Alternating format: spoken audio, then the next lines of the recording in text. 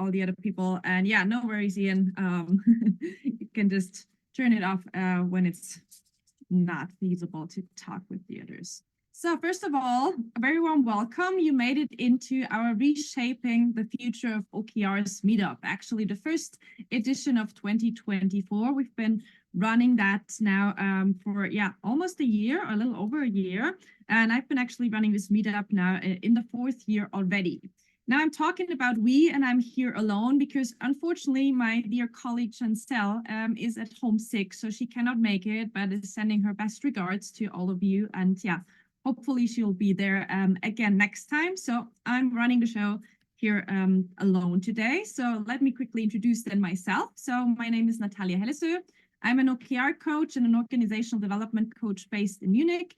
And I've been supporting companies along their OKR journeys and challenges now for the last 5-6 years, kind of specializing in OKR and supporting them on the different phases, from the first implementation to maybe a process redesign to a lot of internal competency building. But kind of my perspective is always how to make OKR work in the bigger picture, in the overall organizational system, because my experience has been that, looking at OKRs just alone as a lonely planet doesn't really work. And then I teamed up together with Chancel last year because we found a lot of kind of anti-patterns around OKRs and many organizations that we work with that were complaining that they don't really get the most out of OKRs. And we found a lot of kind of common misconceptions and pitfalls that we want to kind of educate people on. And that's also why we started this meetup, and we'll always kind of have certain focus topics every month or every other month to dive into these topics. And so today we want to focus this meeting on how to drive strategic change with OKRs. And the way this will go is we're going to have a quick little networking round, because there are a lot of fellow OKR professionals or practitioners here. So I'll give you a couple minutes just in a quick breakout to introduce yourself, just tell people quickly what your relation is to OKRs, what brought you here today. And then I'm going to share some input around how to drive strategic change with OKRs for around, I would say, 20-25 minutes. And then we'll use the remaining time for your questions and maybe even a short discussion if we have the time to do so. So that's kind of the agenda, how it will go today. So I'll just send you off to a quick breakout round just for 5 minutes, and then bring you back for the input. So you will have a little window pop up for you. So just click on join the room, and then you can meet a couple fellow OKR practitioners and just quickly share who you are, where you're from, kind of what your relation to OKR is, and what brought you here today. So I'm just missing the last people so that we can actually get started. There's some more people in the waiting room. So let's do that. There's some more. Wonderful. So then I'll send you off into the quick breakouts and see you again here in the plenary in 5 minutes. And if there are any technicalities getting in your way or you've got questions, then just unmute yourself and let me know if I can help you. If everything goes.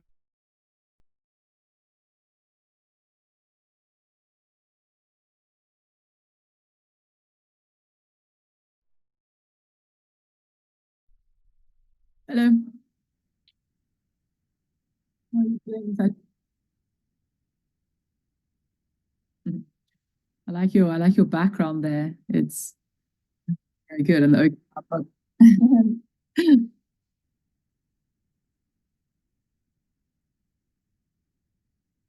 cool. Okay, thanks.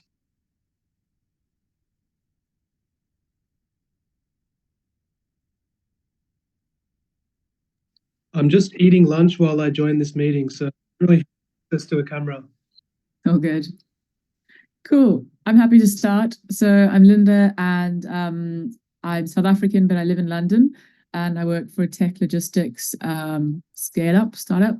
And I basically am in charge of OKRs and the whole tech team.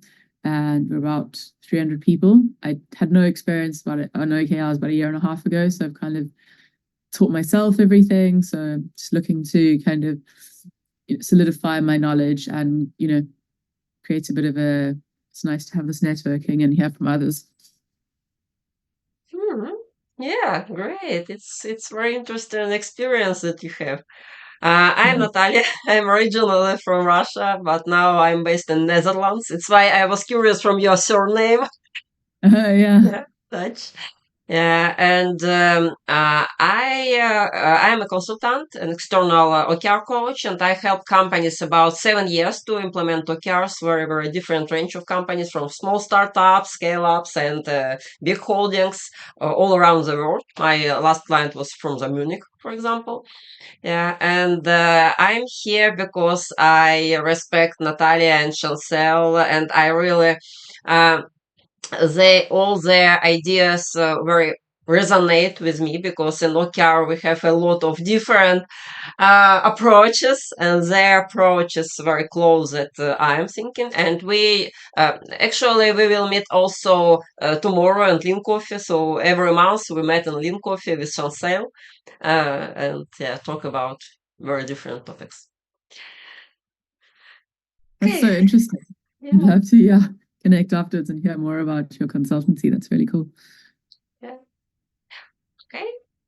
Who will be next? I can quickly go.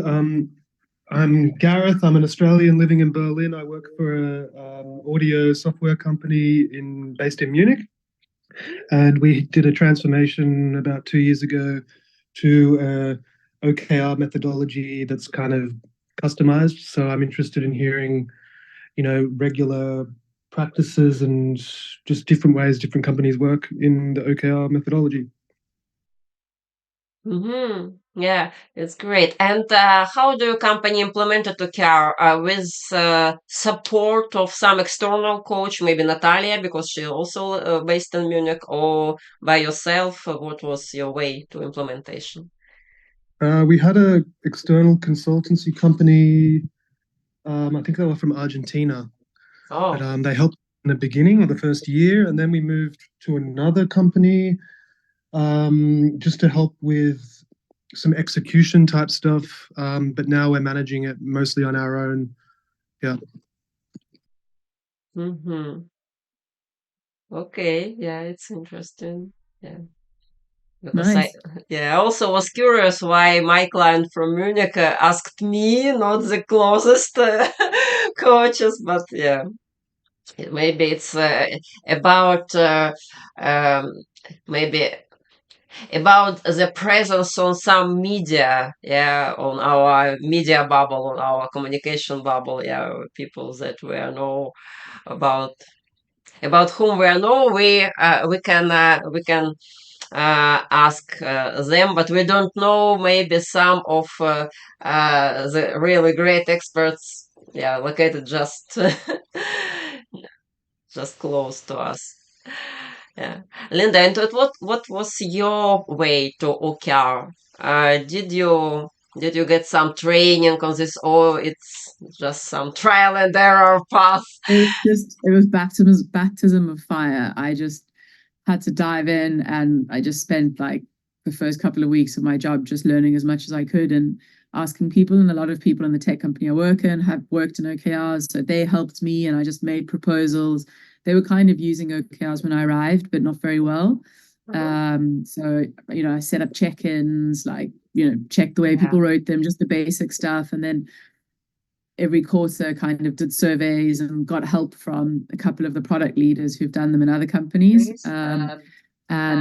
Just basically just Googling and just figuring it out and reading books and stuff. So, yeah. Yeah, which book is your favorite? I think probably Measure What Matters, but to be honest, I more read articles, and like when I have an issue with people writing, output over outcome, then like read a whole lot of articles on that and then formulate my own thing. And then I've started doing lots of trainings. I had to like do trainings for all of these people. So then I have to just like research and just fact check with people and trial and error. So it was almost, I like to refer to it as like my MBA on OKRs. Yeah. How did you obtain all your knowledge? Yeah, also I started with books, but then in practice and practice and practice. And the last book, and I even translated this book from Vetrivel Lore, who is now the vice president of Microsoft.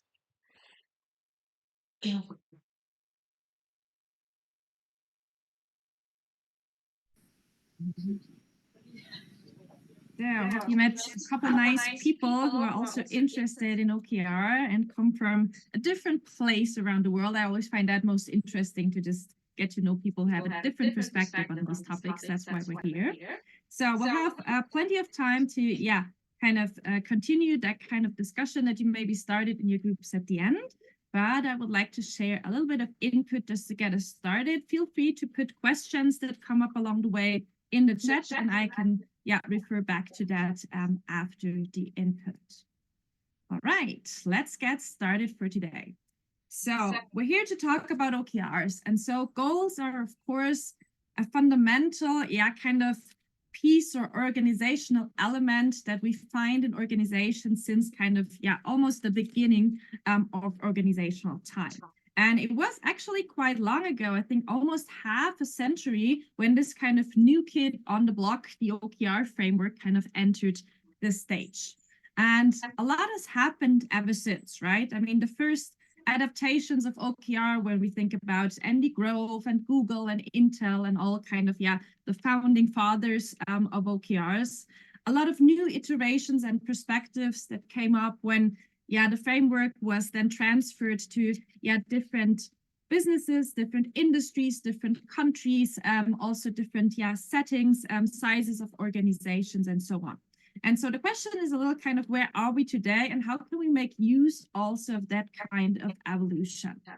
And when we look at OKRs from a strategic change perspective, what I find very interesting is that many organizations that I meet today that are working with OKRs and thinking about working with OKRs, they kind of, they talk about OKRs as if this evolution has never happened. They always happily refer back to the early stages when it comes to measure what matters. They've all read the book, they're enthusiastic about OKRs, but often it seems that not so much more of that evolution has really already gotten kind of ingrained in the organizations. Because what I often see is kind of a very simplified by the book approach. Coming back to what John Doerr taught in Measure What Matters. And don't get me wrong, it's a great book. It's a great starting point to get an overview, to get one perspective around OKRs. But what then often happens is that organizations develop a very simplistic view in terms of how the OKR framework works. And then I see, for example, rule books that state you need 3 objectives in each team with 5 key results each. If it's 4 or 6, that's already wrong. So kind of a very digital approach towards OKR. And what they then often find is that this kind of digital approach doesn't really help them to address any of the challenges. And so what we want to look at today are a couple angles that we can also use when we talk about OKRs, that kind of this evolution that OKRs has gone through has also brought up, and that just needs to be made use of in the organizations today. So when we look at OKRs and kind of the quality and the success of the OKRs, from my point of view and all the experience that I gathered over the last couple of years, comes kind of back to 3 different points. It's not found in the rule book, but it depends on how good can you implement and adapt OKRs to best fit the challenges that you are facing and trying to solve in your organization.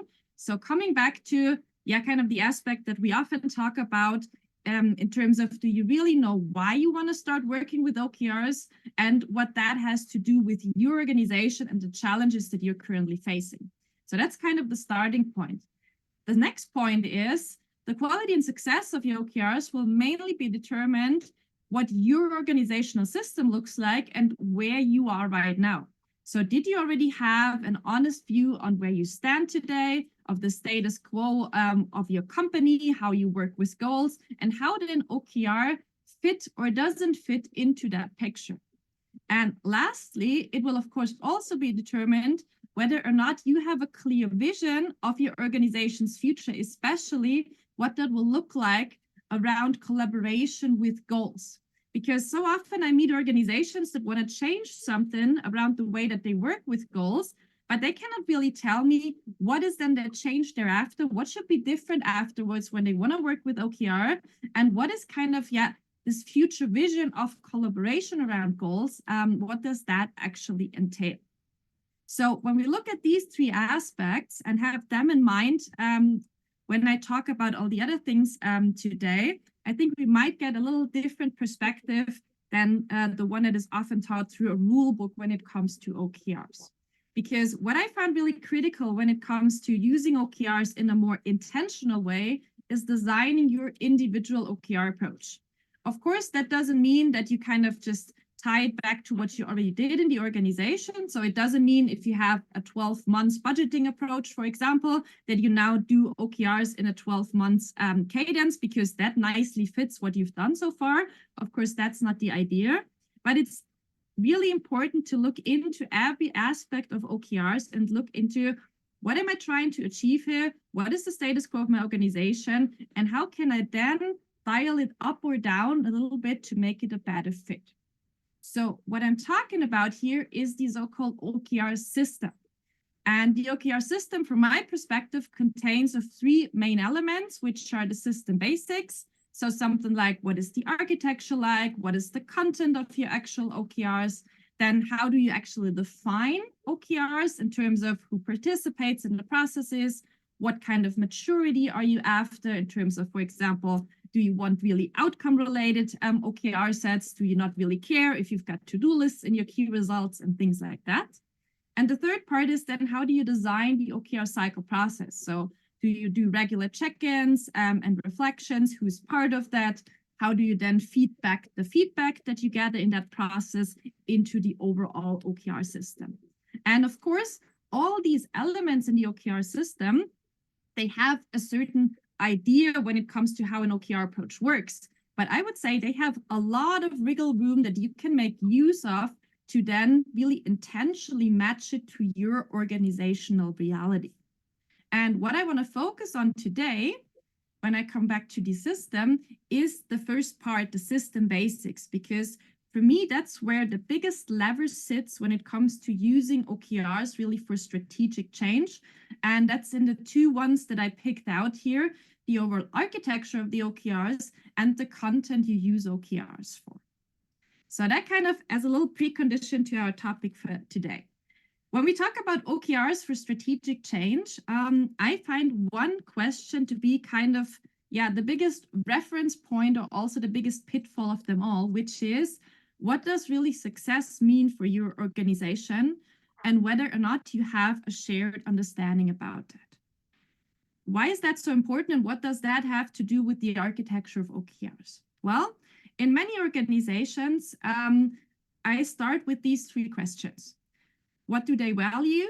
Whom do they optimize their goals for? And how do they optimize their goal approach? Let's look a little deeper into these three questions. When it comes to what organizations value, you can use a lot of different models. I'm a big fan of this one here that comes from my colleagues from SolWorks. So whether kind of the definition of success of a company more relates to their products, or is it mainly profit-driven? Is it mainly people-driven? Or do they maybe, define success through a higher purpose, something bigger that they work towards, or is it a mix of everything, right? And here again, there is no right or wrong answer, but what I'm always interested in is what is the reality in the organization when it comes to their definition of success? And what I find really interesting is this. What organizations and leadership teams and managers say that the value is often really, really different from what you actually find reflected in their especially high-level goals and the measures and what they measure their success against. So they often say that they value something like the products or the employees or the customers, like customer first and all these nice things. But when we look into their strategy, into their company OKRs or into their team OKRs, then I find the standard business KPIs, then I find only profit measures and things like that. So there's often a big discrepancy between what they say they value and what they actually measure their success against. The other aspect is when it comes to whom they optimize for. And here again, you can use something like this model to see, okay, when we design goals, who is then the party that we kind of think about when we optimize the approach? And here again, what I often see in organizations, and feel free to reflect back on your experience with your own management teams or maybe organizations you've worked with, is this. What I often see is that you have a management team consisting of functional leaders who kind of do not really see themselves as part of kind of team company, as I would call it, but rather optimizing, argumenting, protecting their respective kingdoms. And by that, leading to really optimizing for the parts. And what we're trying to do with OKR, also with a shared understanding of strategy, is the right side. So we're trying to optimize for the entire company. So kind of the picture that I have in my head is more that of a round table that creates a shared definition of success, and where we value the different perspectives and needs, and of course take that into consideration. But foremost, we're working collaboratively towards this shared vision and try to translate this shared vision into our strategy or into our company goals. So what is now the problem with that? And how does that relate to OKRs? Well, the challenge is this. Often when organizations start to work with OKRs, they're very enthusiastic, right? They want to do OKRs. This will improve, for example, our cross-functional collaboration. This will enhance the alignment, the focus. It's absolutely great. And then they often introduce something like a typical OKR system. Oopsie.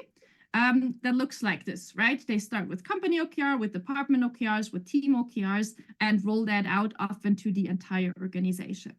And often 6 or 12 months into the project, that is more the reality, right? That people have the feeling that nothing really changes for the better. There's a lot of frustration, and especially strategic priorities, or what they say that they value or want to move forward, does not really develop, even if they now have OKRs working or implemented as a system.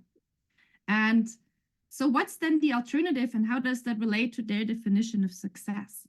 For me, if I would sum it up in a nutshell before I go into the details, it's intentionally designing the OKR system like we talked about based on your why and your definition of success. Because for me, it doesn't make any sense to try to design a very collaborative system that kind of enhances strategic topics that are kind of beyond the standard financial KPIs, but the view of the leadership team is entirely different. So there should be kind of an alignment between these two things, why you want to introduce OKR and what your definition of success is. The second point is you need to make sure that overarching priorities, which is often the case with strategic initiatives, with challenges that the organization faces as an entirety, that they are treated accordingly, and that you really see that translated into your goal architecture and into your OKRs. And then, of course, inspecting and adapting as needed, because all you do in the beginning is set up hypotheses of how that could work, but of course you need to validate them over time. And I put here again, if you are serious about them, because there again, what I often see is organizations talking about it's so important to address sustainability is one good example, but are we really serious enough about it to translate that into our goal system, into our OKR system, and really get that implemented and executed? So what can that now look like? Well, first of all, let's take this example of you want to enhance shared focus and cross-functional collaboration with OKRs, right? So this is what you want to change. This is what you value. And then you build OKRs along your org chart. I guess many of you, since I know you work in the field for quite some time, have probably made your own experiences about them, that building OKRs along an org chart will most of the time not help to enhance any of these things. Actually, kind of the contrary, if you do that, it will often increase the problem, right? So these typical cascading OKRs and all that often means that nothing is actually changing. And that's why I find having the reference point of the early OKR works and how that translates into a company is really dangerous, so to speak. I think it's a great inspiration But if you only rely on, for example, measure what matters and kind of the cascading visuals and all that, it might be misleading that this is the only alternative you have, and you will often end up with an OKR system that doesn't really help you. So what we can do instead is, there again, look at OKRs from the point of view of this evolutionary journey it's been on and what the alternatives are. Of course, you can still use OKR along a functional org chart, but I think what Chancel is often talking about, and some of you might have heard about that, is an OKR architecture around central goals. So more like her solar system that she builds with strategic priorities and some functional OKRs and some other shared OKRs, for example, that all then contribute to, for example, midterm goals in the company, but who do not copy paste an OKR architecture along an org chart. And then, of course, there's also the possibility, for example, if you're organized very autonomously in your teams, to build an entirely different architecture that kind of fits better for autonomous teams. And even that are just 3 examples of kind of ends of the scales of what you can look into. There are 2, I would say, consequences when you do that. First of all, of course, it broadens the possibilities on how you can work with OKRs. Second, it also increases the complexity. And that's why a lot of organizations don't want to even look into these possibilities, because then you cannot just set up your 12-month rollout plan and kind of bring that into the organization and will somehow work. But you have to do a lot of groundwork in the beginning to determine what could an architecture that fits us look like? What do we need for that? Do we maybe need to build virtual teams around that? So there's a lot more, I would say, know-how, alignment, and discussion necessary to build that in the beginning. From my point of view, it's though definitely worth it, because you will end up with something that fits a lot better towards the needs that you might want to address with OKRs. And that brings me to the second one with the types of OKR sets, because the perspective is often that OKRs needs to be done in a functional team set. Some organizations now started, since Christina Watke and others introduced shared OKRs, to work with them between teams. But I think also there again, for strategic topics, virtual teams are one of the biggest levers you can use to really address them cross-functionally, because for many organizations, you might not have an existing team addressing such issues already, but you might need to build that up from scratch. And how do we then now bring that together? Because the challenge that we often have, and look into your own organizations, is that the real hard challenges of overarching strategic topics like sustainability, like diversity, like hybrid collaboration and all that, bringing people back into the office or not, or what are we going to do with that?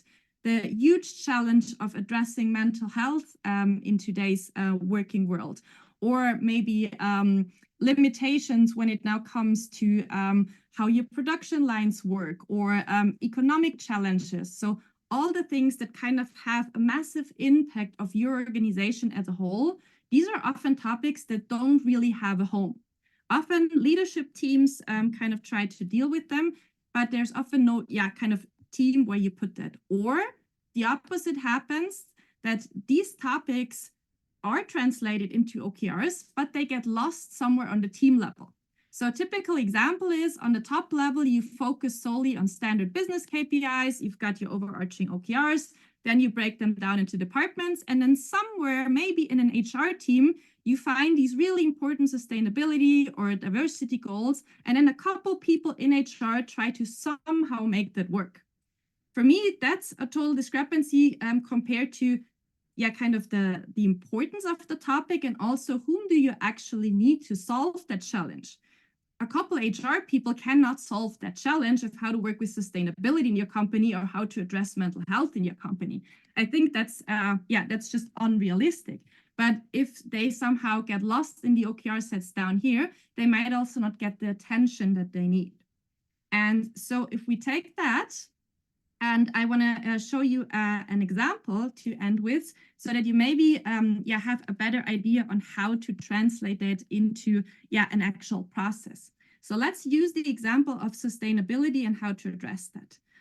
First of all, that's a classical topic for me that should be addressed to these strategic focus OKRs. So meaning that you build a virtual team with people from different areas of the company, thinking about, okay, whom do I actually need? What kind of expertise to tackle that, massive topic?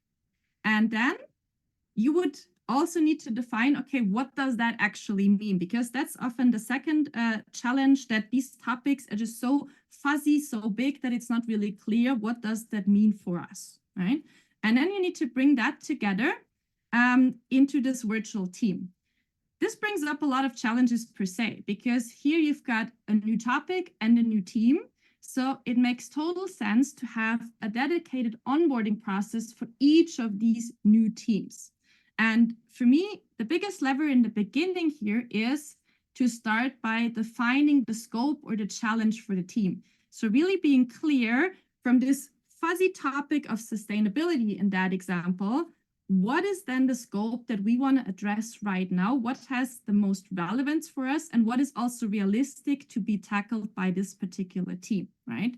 So kind of differentiating between, is it about defining a sustainability strategy? Is it about raising awareness? Is it about reducing the carbon footprint or something completely different? Often the answer is all of that, which I would like them to challenge, of course, but to kind of have really a clear vision of how to set up the strategic topic for the team. And then recruit voluntary team members. I think that cannot be underestimated, to kind of have really a good foundation in the beginning, that people who want to also address that topic work on this team. And it's not just kind of one of these standard task forces where people are forced into the team and don't really feel a relation to that or a lot of engagement to contribute. So whenever you have the possibility to do that voluntarily, I would highly recommend that. And then what I do at least is to make sure that we have enough foundational input around OKRs. If the team members all have experience with OKRs, even better. If not, let's get at least a shared understanding in place. So what are OKRs? How do they work? Where do OKRs fit into the overall architecture? And also practical examples, exercises, something to get them kind of at least a first feel, right? And once you've got that established, then I would say the next step for me would be to really create a team mission. And why is a team mission so critical for these strategic topics? I think when the management team, for example, defines the scope of the challenge, this is nothing that people actually contributed to. And you always want to strive for your virtual teams to be in this upper right corner, so that they actually need each other and that they have a common goal that they themselves have a relation to. Because otherwise you'll end up with a lot of coworkers meeting regularly in kind of a Zoom room, but it has a very, very different feel towards it, and also brings a lot of different energy towards the execution if you are in the upper right corner. And a team mission for me is one of these aspects that really drives a team into that direction. And so once they have that, what I often do is I do that as an on-site team day, because I find that really brings in a lot of momentum in these strategic topics. When we define a team mission together, reflect on roles and competencies everyone brings in, look at what I call the OKR frame. So what is already defined? Do we already have goals from the management team? Do we have any limitations? And looking at all these aspects, and then defining the first OKR sets, following that with the initiative definition, the OKR sets, the OKR cycle, and so on, so that you have a really, really good starting point. Two things to keep in mind. First of all, if you set up virtual teams or if you use OKRs to address strategic topics, it's important to keep team development phases in mind, because every virtual team always starts in the forming phase. And so just kind of throwing goals at them will often not work. So it's really important to kind of create the foundation first and then move into the next stage to be sure that they can actually move through the team stages accordingly. And the other thing to keep in mind is a couple other challenges that often arise. One is there might be a lot of changes in directions for the team mission or the team members, because especially for these strategic focus topics, It might be maybe even a little unclear in the beginning. You will gather a lot of new information. So my experience is that it's best to aim at least for semi-stable teams. So if you've got a challenge that you want to address strategically just for one cycle, might not be the best idea. I always aim for also challenges that have the size that teams work on them at least for 2 or 3 OKR cycles, to make both use of the team development up to the performing level, but also make sure that it's a big enough topic that kind of leverages the OKR system that you then build up for that. Third point is resource planning and focus, because often when you start introducing these strategic virtual teams, a lot of the team members will have their functional jobs and maybe other obligations. So make sure that you've got enough resources in the team to actually kind of get some traction on the execution. So one of the things that I often introduce with companies is that we have some ground principles, meaning, for example, that you don't participate in more than 2 OKR teams, or that dedicated resources per team member do not lay below, for example, half a day a week, if that's something that is, in relation to the topic. So anything that kind of helps you to make sure that this virtual team really has the foundation to actually get something executed, because what you want to make sure is that the team is strong enough to address the challenge and that you actually see progress. And for that, of course, the support from the leadership team is key.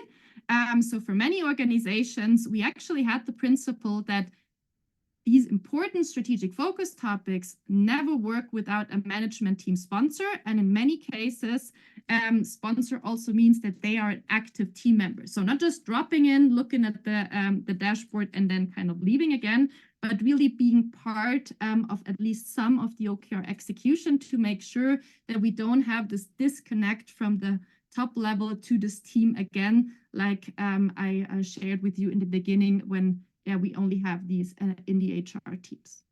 Now you could maybe ask even a question, so what does that then change when we use OKRs like that and when we address topics like that? Well, I would say maybe 2 things before I get there. First of all, this is a massive change for many organizations because it addresses topics in a very, very different way. So I think it's important to take that into consideration as well. Support the teams, get them some training and preparation, and make sure that you account for the individual change journey as well. But if you do that, I think you can really get out of that you have a raised awareness for these overarching priorities so they don't get lost somewhere on team level. You have a lot higher proactive engagement for the topic because you've got built a voluntary team that wants to address the challenge.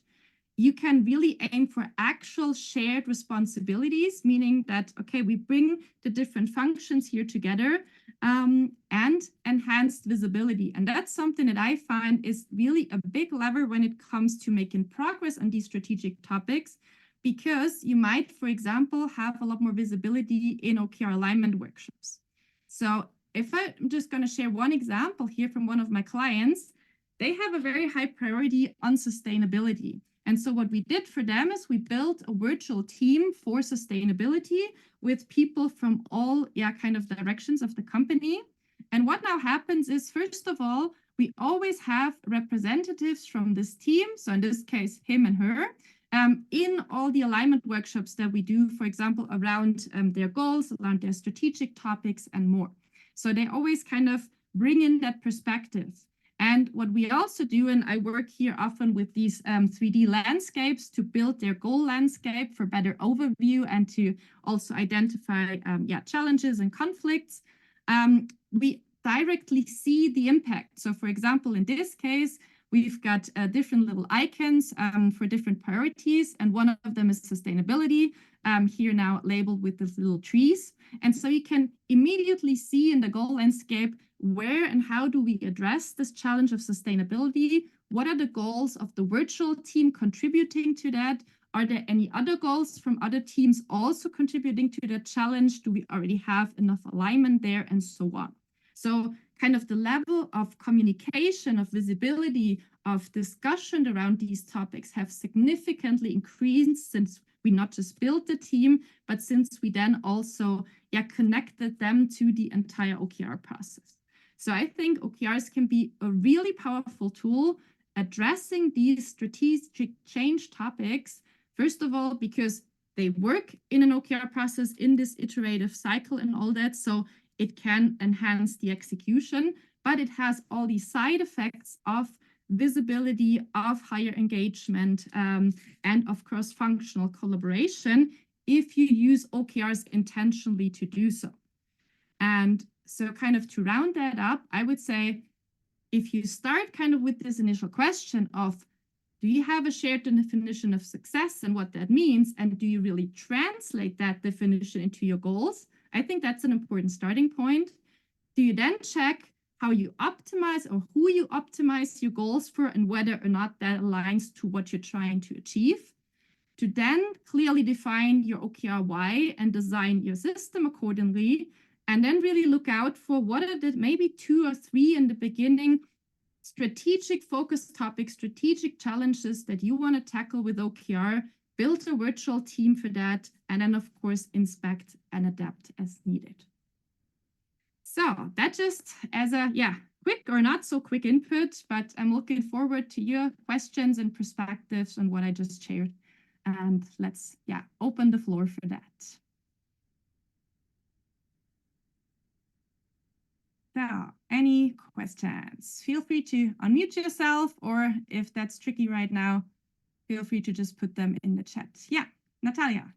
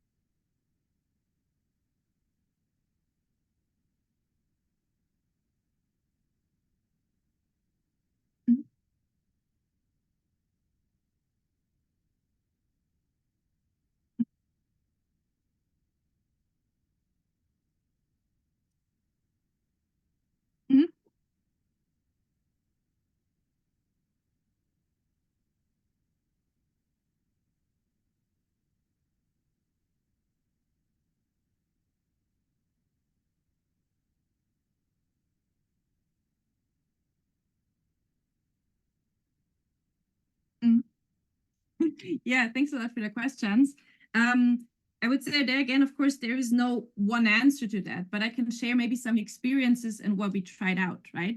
So for one client, it works really well that we have an ongoing, let's say, scanning process of what are strategic challenges that we want to address. So they work with trimesters, not quarters. So they have kind of 3 meetings always in the middle of the OKR cycle, where people can also contribute, where they share, where they see the challenges, where they analyze, for example, customer data, and where they kind of bring all these things together to look into, okay, what are then maybe strategic challenges we want to address, that if they want to set up a new team, they have enough time until the next cycle to do so. Because that's something that you always also need to address, right? Say, okay, we need some leverage time until they are up and running. So they do that. And then so in the middle of the cycle, they make the decision, which teams do we need for the next cycle and which teams do we continue with? For the ones that currently exist, they kind of do what they call a mid-cycle review. So the teams themselves kind of give them an overview. Where do we stand? Do we think it's necessary to continue for the next cycle? Do we think we can just finalize that topic and kind of transfer it to business as usual, or what is the need from the team? And then they have a discussion with the management team how to proceed. The other thing is when you start to work with new topics that might arise, there again in this mid-cycle review, they discuss that and make a decision. When you close the teams, sometimes that might happen after a cycle, although we found that if you pick kind of big enough challenges, normally they last even longer than anticipated. That's at least the experience with most of the clients, because then you look into the topic, you find a lot of other challenges that are kind of related, and then it kind of continues. And maybe even the mission of the team might change a little over time. because there again, I think there is great value in having a team already established that works well together. So you can then think of, do we want to adjust the team mission that they now tackle this aspect that they found, even if some of the other aspects then go into the business as usual. So they reuse teams in a very nice way, right, to make sure that they make use of the development that has already taken place, so to speak. So I think it comes really back to how do you select the topics, and are they really big enough? Because they should really differentiate themselves from something that you can solve in a half-day workshop, right? Then you don't need a virtual OKR team, then it's way too much hassle. But if it's really something that addresses a problem for the entire company, where you need a lot of different expertise, I think then it's worth looking into that. And I think you always need to also take into account that often in the first cycle, the team kind of gets up and running, they do a lot of groundwork, they do a lot of analysis. So I would say at least often 2 cycles are needed to really make progress. Yeah, and I think that maybe is not really a long time for a semi-stable theme, but I would say that's kind of a good starting point. Did that answer all that? Wonderful. Thank you for your question. Any other questions or comments, or even your own experiences around that? Yes, Alex. Yeah, I'm just having a question around the type of OKR architecture. I'm just thinking of value streams. How do you see an architecture around the value stream instead of a traditional organization? Yeah, I would say that's totally an option, depending on, does the organization already work along the value streams? Because if they don't, then you often kind of have the same challenge then with these strategic topics, right? That you have these functional silos that somehow try to make it work along the value stream, but they cannot really do that because of these siloed activities. So what often helps is then to, for example, use these virtual teams to address a problem that they face along the value stream, where you need these different functions working together, or even a virtual team addressing exactly that in terms of what might be a better structure that helps us to address our goals along the value stream. But for me, that's not so much a question about just the OKR architecture, but really, does the organizational structure that you currently have really allow you to do so? Or would that now then be the next kind of parallel way of working that you implement? Which can also work, but I think you need to just be careful that you don't build up too many parallel structures, because then often people end up in functional responsibilities and meetings here, and then more meetings and responsibilities there, and then it gets really, really complex for the individuals to handle that. But I think addressing that with OKRs, and if you already have a structure along a value stream, and then translating that into an OKR architecture can work greatly. Yeah, thanks. Yeah. Anything else? Any other questions or comments? What's your experience about that? No questions at the moment. Then I would love to, kind of end that session with some takeaways, because we've all got different perspectives. So I would love to just hear, a couple of takeaways from what I shared, or what maybe the people in the questions shared, or what came up for you during that session that you want to take away before we go into the afternoon. Anything that came up there? Feel free to unmute yourself, or if that's tricky, then just feel free to put that in the chat. Anything that comes up that you want to share, because others might want to take that away then as well.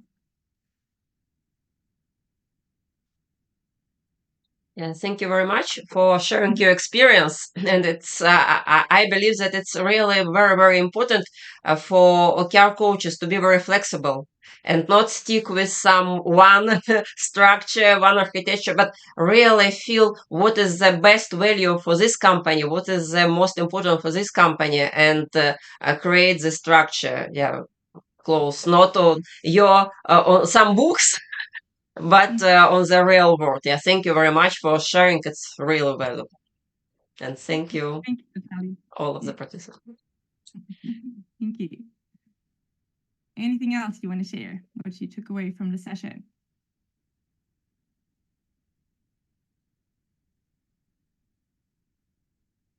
I see here the use of types of OKR architecture, or even the types. And I think that's even a great starting point, right? To even educate yourself around, okay, what is already out there? What have companies already tried? And might that be a good fit? And even if you come to the conclusion, all of this is not interesting for us, we need a functional model, well, fine with me, right? But then you made an intentional decision, you made a conscious choice why you need that and why it should work in your company. And you didn't just kind of use the first best thing that you saw in a book and just copy pasted that into your organization. And I think that will already enhance your approach by quite a bit. All right, so let me know if there's anything else in the chat. Apart from that, the next session that we have planned is in April. We're going to do our OKR open space again. So feel free to already save the date for that. We'll have an overarching topic where we'll give some input, and then we'll have 2 rounds of open space sessions where you can bring in your topics and your questions. And then we'll continue this, the event calendar with at least 2 more in September and November. Feel free to check them out as well, or follow us for more information on that. And now I wish you a wonderful afternoon. Great to see you somewhere soon again, and happy OKRing. And if you have any questions or feedback or whatnot, then feel free to reach out, and happy to connect on LinkedIn. And yeah, take care. Thank you.